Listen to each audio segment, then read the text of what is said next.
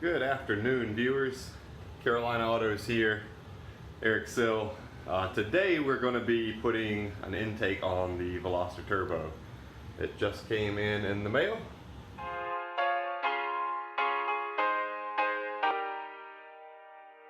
Here we go.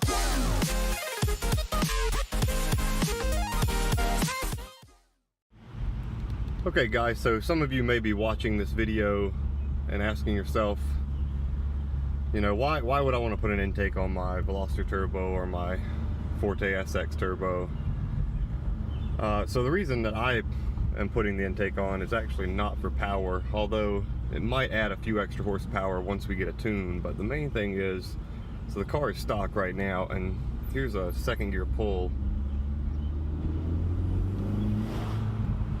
And you can kind of hear the turbo going, but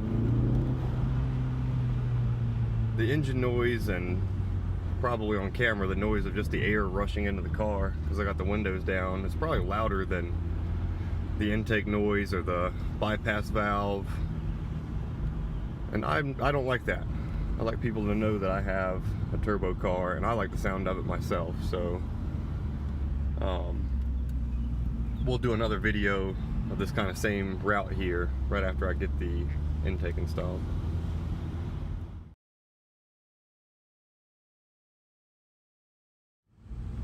Okay, so the intake is now installed. Should be able to tell quite a difference in sound here.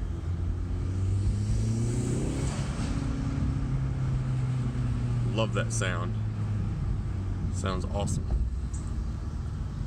Do a little second gear pull here.